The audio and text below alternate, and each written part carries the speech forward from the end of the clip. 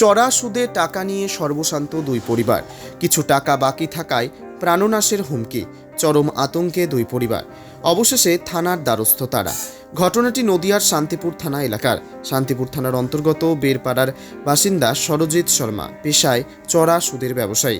জানা যায়, সরজিৎ শর্মার কাছ থেকে তার পার্শ্ববর্তী এলাকার দুই ব্যক্তি চড়া সুদে টাকা নিয়েছিল।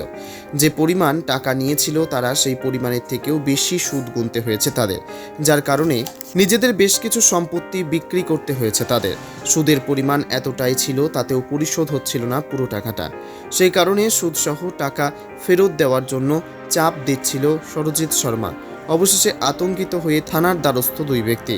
তাদের দাবি, তারা নিয়মিতভাবে সুদের টাকা দিয়ে যাচ্ছিল, কিন্তু বর্তমান পরিস্থিতিতে আর্থিক অনটনের কারণে ঠিকমতো সুদ পরিশোধ করতে পারছিল না, যে কারণে তাদের বারবার হুমকি দেওয়া হচ্ছিল।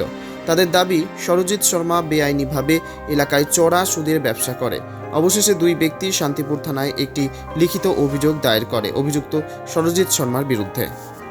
অ্যাকচুয়ালি হয়েছিল কি, ব্যবসার জন্য আমি 5,000 করে এরকম টাকা নিতাম একজনের কাছে। কি নাম? বিশ্ব শর্মা। কি করে উনি? ওর ভালো নাম সরজিৎ শর্মা।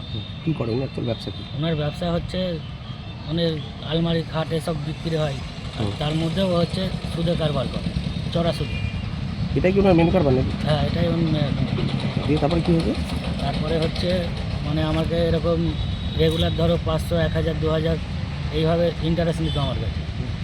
তারপরে ধরো এরকম 2-6 মাস নিয়েছে, আর আমি যা টাকা নিয়েছি তার 3 ডবল টাকা ওকে দিয়ে দিয়েছি। তারপরেও আমাকে হুমকি দিচ্ছে যে টাকা দিতে হবে, আসল টাকা এখনও, আসল টাকা বাদ দিয়েও 2,08,000 টাকা আমার কাছে চাইছে। রোজ এরকম হুমকি দিচ্ছে।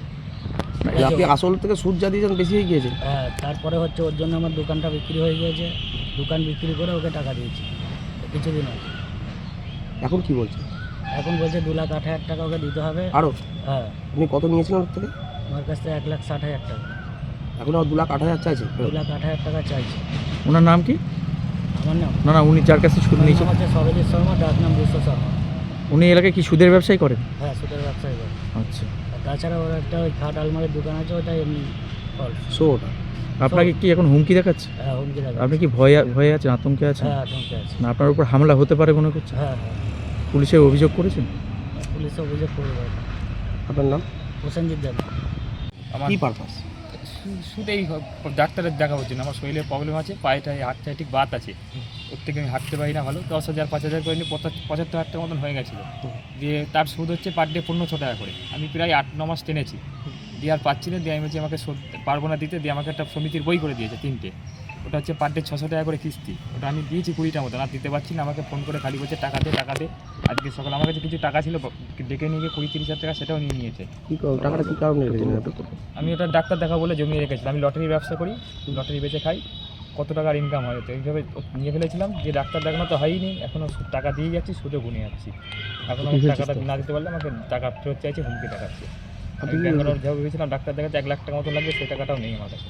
ওদেরকে তার ডবল যা টাকা দিয়েছি, ফোনপে থেকে দিয়েছি, প্রমাণ আছে, প্লাস হাতেও ক্যাশ টাকা দিয়েছি। চড়া সুদ নিচ্ছে 10,000 টাকায় 200 টাকা interest per day? Per day 75,000 টাকায় 1,500 টাকা। এরকম কতজনকে দিয়ে আছে? আর আমার একটা বন্ধু 3 লাখ টাকা নিয়েছে, তাকে সে টাকাটা 1.5 লাখ দিয়ে দিয়েছে। সে দিইনি বলে শুধু আমাকে ফোন করে বলছে তুই ওর দায়িত্বে আছিস, তুই টাকা ফেরত দিবি। ওর জন্য আমাকে আরও ভয় দেখাচ্ছে। আপনি থানায় অভিযোগ করবেন? হ্যাঁ, আমি অভিযোগ করতে এসেছি। আপনার নাম? ছোট্টু দেবনাথ, বাড়ি? শান্তিপুর নতুনহাট, রঘুনাথ পুষ্টি। আর যাচ্ছে টাকা নিয়েছে তার নাম? উজ্জ্বল শর্মা, বাড়ি কোথায়? ডাকনাম হুদা, নতুন স্কুলের ওখানে।